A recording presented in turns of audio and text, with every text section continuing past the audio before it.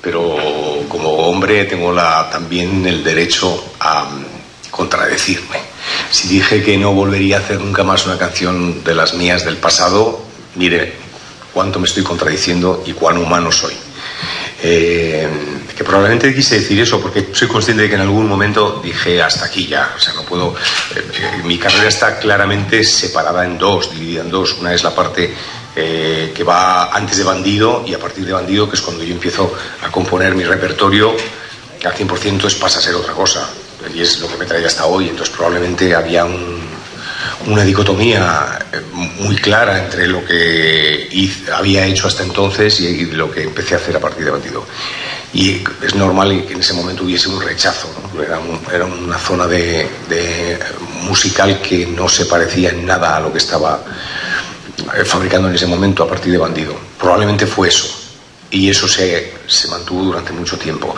Pero es cierto que, como usted bien dice, al final este Papito y el Papitú, una de sus secretos es que repropone las canciones de siempre, los grandes éxitos, pero vestidos de un sonido y de una producción y de una forma totalmente contemporánea, totalmente a la altura de su momento, el momento en el que se publica.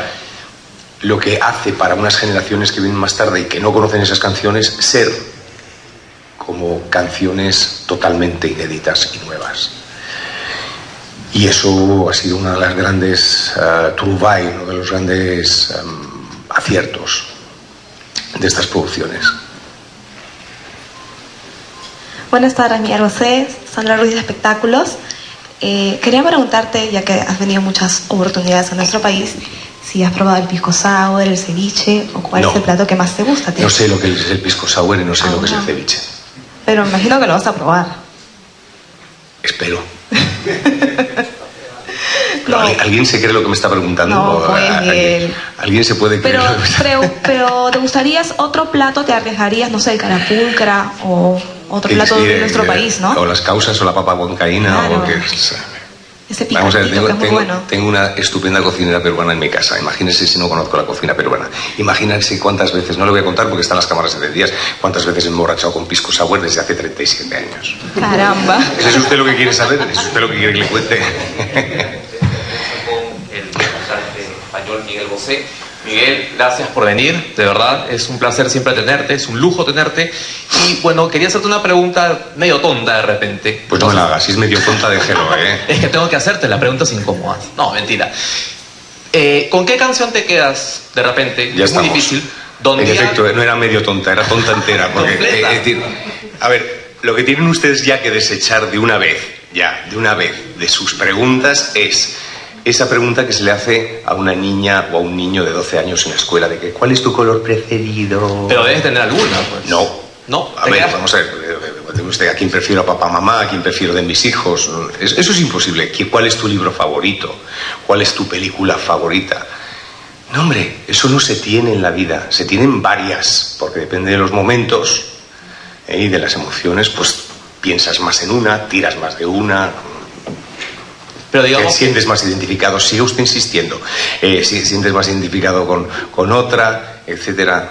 Deseche esas preguntas. No, son todos mis hijos, todas mis canciones son todos mis hijos y mis hijas, y no tengo a nadie favorito. De repente, tú eres uno de los pocos cantantes que ha tenido gran éxito tanto en la balada romántica como en el pop. ¿A qué se debe? ¿Qué tiene que ver la balada romántica con el pop? Vamos a ver. Porque muchas veces en el pop hay baladas románticas, pero también las hay en el heavy. También las hay en el rock and roll, también las hay en el jazz. Yo soy pop y he tenido éxito en baladas y también en semitempos y en tempos rápidos, pero todo eso dentro del pop. Una última pregunta. ¿De qué manera, por ejemplo, ha influenciado en ti Camilo Sesto, en tu carrera, en los inicios? Camilo Sesto. En nada. Hombre, he sido un gran fan de Camilo Sesto, pero en nada. Ok. 3 preguntas tontas. Pero valieron la pena. Sobre el concierto. ¿Para quién? ¿Cómo que para su reputación? No, porque siempre hay gente que quiere saber un poquito más. Lo nuevo de Papi Tú. Ya. ¿Lo nuevo de? Papi Tú. Escúcheselo y luego informe a su gente, porque de verdad yo no le tengo que contestar esas cosas, ya tiene que venir informado. No, siempre hay una diferencia entre, digamos, hace 5 años que vino con el concierto de ahora. ¿Qué de novedoso de trae Miguel Bosé? concierto, del Papitur. Claro, Había entendido Papitur. Papitur le estaba contando a su colega que es probablemente el concierto más grande de todos los que he hecho hasta ahora. Porque es el último y porque nos vamos superando, ¿no? Eso ha debido ya escuchar lo que le he dicho a su colega. ¿Cuál es la diferencia? En que se potencian todas las capacidades técnicas, se personaliza mucho más el contenido de cada uno de la ilustración de los temas, la dinámica interna es más poderosa, el sonido es más potente porque incorporamos lo último de lo último de lo último, ¿no? Y es un concierto muy ricamente vestido, es muy, repito, es muy poderoso, muy impactante. Sí. Buenas tardes, Miguel. Quería hacer 2 preguntas, pero una después de la otra. ¿Dónde estás? Acá. Ah, perdón. La primera pregunta era, al comienzo de tu carrera grabaste, bueno, obviamente en español, mucho también en portugués, en italiano, en inglés, también algún disco. Y todos los artistas, digamos, latinos, hispanos, un paso en su carrera actualmente es grabar en inglés. Pero tú, digamos, te has mantenido fiel al español. ¿Piensas grabar en algún momento o más bien piensas que tu carrera va por, como que al comienzo fue un poco experimental otros idiomas y ahora te consolidas en tu lengua? Mira, el mercado ya no requiere que grabes en otras lenguas. Antes, cuando yo empecé, sí. Si cantabas en español y tenías un territorio como Alemania o un territorio fuerte como Italia, era no porque entrabas en español, sino porque grababas en inglés y entrabas en inglés. El inglés era el idioma que te abría las puertas de todo el mercado internacional, si tu lengua original cantando no era el inglés. Y hay un momento en el cual eso desaparece. Hemos tenido en Estados Unidos incluso números 1 cantados en finés. Ya no se requiere. Ya si lo exótico de la lengua de cada uno es uno de los potenciales para que te hagas atractivo en un mercado o en otro. Es muy difícil traducir, además. Imagínate tú lo que sería un merengue cantado en inglés. Sería desastroso. Hay estilos que son una bachata, ¿no? O una bulería.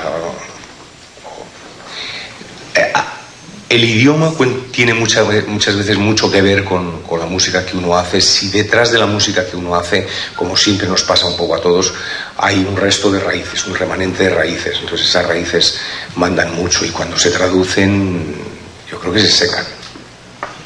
La otra pregunta era, desde el comienzo de tu carrera, revisando discos como el Miguel o como el Más Allá, llama la atención la calidad de la producción, ¿no? Grababas en Londres, en Los Ángeles, tal vez eso te distinguió al margen de tu talento y de tu arte para componer, pero te distinguió de otros artistas, tal vez jóvenes que surgieron en esta misma época y eran un poco producciones bubblegum, como se llama, ¿no? Sin mucho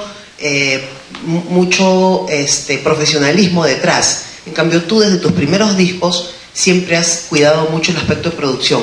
¿Has pensado en algún momento dedicarte a producir tal vez a otros artistas así, o más bien enfocarte en tu carrera full time? Mire, yo tengo una forma de entender la música que es muy, muy, muy personal, y en esa forma de entenderla está una forma de componer, una forma de escribir y una forma de producir. Y en efecto, de lo que usted habla, que es muy acertado, tiene mucho que ver con el estilo Bosé. El estilo Bosé no es solamente una manera de componer y de escribir textos, es una manera de arreglar, de buscar sonidos, es una manera también de conjuntar toda la producción. Yo creo que es el sello más característico hoy en día del sello Bosé. Soy un técnico, sobre todo, la parte de experimentación, de estudio, de búsqueda, está a la orden del día, también porque es muy atractiva. Hay muchos recursos y sobre todo muchos recursos con los que puedes personalizar muchísimo, casi absolutamente lo que tienes en mente poder realizar. Entonces esa parte la mimo mucho, la persigo mucho, soy mi productor, y eso tiene una forma muy radical, ¿no? de fabricar lo que hago. Cuando he intentado, y son 2 veces, hacer algo para otros, que eran un grupo italiano que se llamaba Bogart y un grupo español que se llamaba Miranda, le puedo asegurar que si usted escucha el disco en los 4 compases, usted va a decir, esto es un disco que de Bosé va a cantar Bosé. Y luego... Bien, ahí es.